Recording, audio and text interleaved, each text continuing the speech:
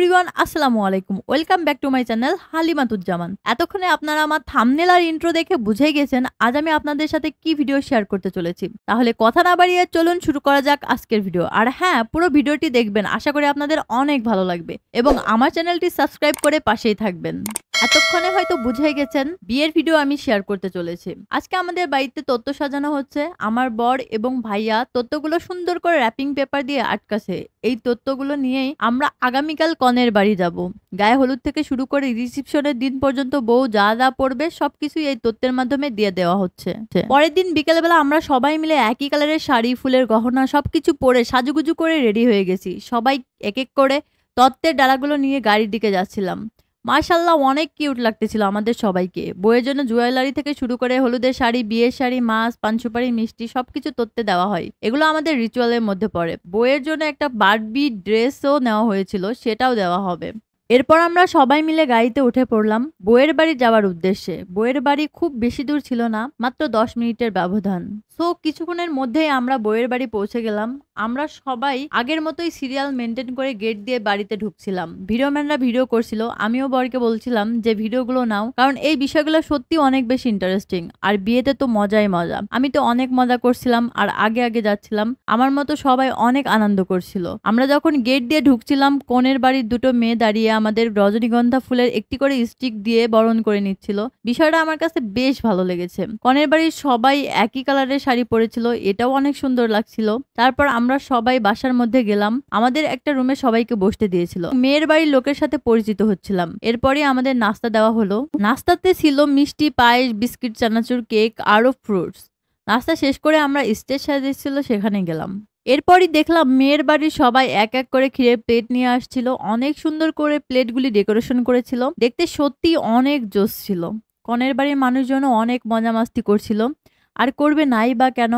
একমাত্র মেয়ের বিয়েতে আনন্দ তো করবেই, বিয়ে মানেই আনন্দ, আর অনেক স্বপ্ন থাকে, এটাই স্বাভাবিক। সবাই প্লেটগুলি এক এক করে সাজিয়ে রাখছিল। প্লেটগুলির ডেকোরেশন সত্যি অনেক বেশি ওয়াও ছিল। মিষ্টি এবং ফ্রুট দিয়ে এত সুন্দর করে সাজিয়েছে বলে বোঝানো যাবে না। আপনারা হয়তো ভাবছেন কনেকে কেন দেখাচ্ছি না, অবশ্যই কনেকে দেখাবো, তার আগে স্টেজের একটি সিনেম্যাটিক ভিডিও দেখে নিন।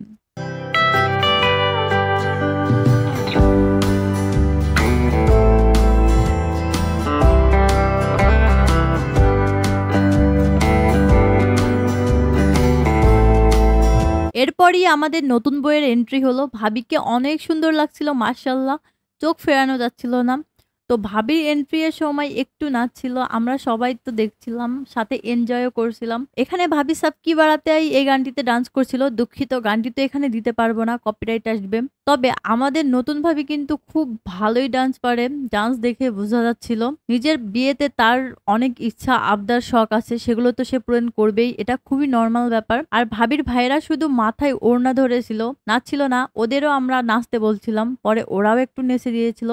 আর এদিকে আমাদের নতুন বউ তো উড়াধুরা ডান্স করে যাচ্ছিল। সত্যি বলতে ডান্সটা বেশ সুন্দর হয়েছিল, ভেরি ইন্টারেস্টিং। আমাদের নতুন বউ কিন্তু অনেক খুশি ছিল, তার ডান্স এবং এক্সপ্রেশন দেখে বোঝাই যাচ্ছিল।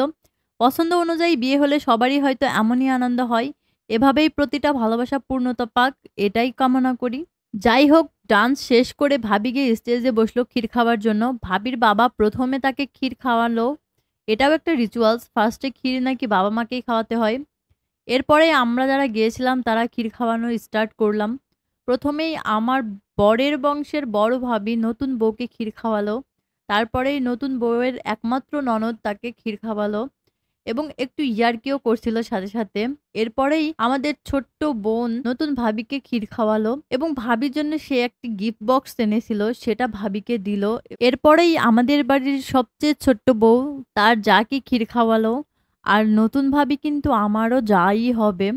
এরপর আমি ক্ষীর খাওয়াতে গেলাম। এর আগে আমি এভাবে কাউকে ক্ষীর খাওয়াইনি, দেখেছি অনেক। গ্রামের বিয়েতে এই রিচুয়ালস গুলো সত্যি অনেক বেশি সুন্দর লাগে। আমি ভাবিকে মিষ্টি দিচ্ছিলাম আর ভাবি আমাকে বলছিল এত মিষ্টি সে খাবে না। এরপরে আমার বর ভাবিকে ক্ষীর খাওয়ালো আর একটু দুষ্টুমিও করছিল, ভাবি বলে কথা। ভাবিকে সে দুষ্টুমি করে মিষ্টি খাইয়েই যাচ্ছিল অনেকবার। এরপর ভাবির জন্য গিফট বক্স নিয়ে গেছিল, সেটাই দিল। আমরা সবাই কিন্তু ক্ষীর দিয়ে ভাবিকে গিফট বক্স দিয়েছিলাম। এরপরে আমাদের একমাত্র নন্দাই মানে ননদের হাজবেন্ড, যাকে আমরা ভাইয়া বলে রাখি, ভাইয়া ভাবিকে ক্ষীর খাওয়ানোর জন্য গিয়েই দুষ্টুমি শুরু করে দিয়েছিল আর ক্যামেরাম্যানদের বলছিল ভালো করে ভিডিও করো। ভাইয়া খাওয়ানোর পরে নতুন ভাবিও ভাইয়াকে খাওয়িয়ে দিচ্ছিল। খাওয়ানোর শেষে ভাইয়া নতুন বউকে টাকা দিচ্ছিল। নতুন বউ দুষ্টুমি করে বলছিল কত টাকা গুনে দেন আর ক্যামেরাতে দেখান। ভাইয়া তাই করলো। আর বাকি যারা ছিল সবাই ক্ষীর খাওয়ানো শেষ করে আমরা সবাই বললাম কিছু গ্রুপ পিকচার নিব। সো আমরা সবাই মিলে দাঁড়িয়ে পোজ দিয়ে পিক তুলছিলাম এবং সাথে কিছু ভিডিও ক্লিপসও নেওয়া হচ্ছিল। আমরা বিভিন্ন রকম পোজ দিয়ে দিয়ে দাঁড়াচ্ছিলাম আর পিক তুলছিলাম আর সাথে কিছু ভিডিও নিচ্ছিলাম। ক্যামেরাম্যানও আমাদের কিছু পোজ শিখিয়ে দিচ্ছিল আর আমরা সেগুলোই দেওয়ার চেষ্টা করছিলাম। আজকের ভিডিওটি এ পর্যন্তই। ভিডিওটি ভালো লাগলে লাইক, কমেন্ট এবং শেয়ার করবেন এবং আমার চ্যানেলটি সাবস্ক্রাইব করে পাশেই থাকবেন। ধন্যবাদ।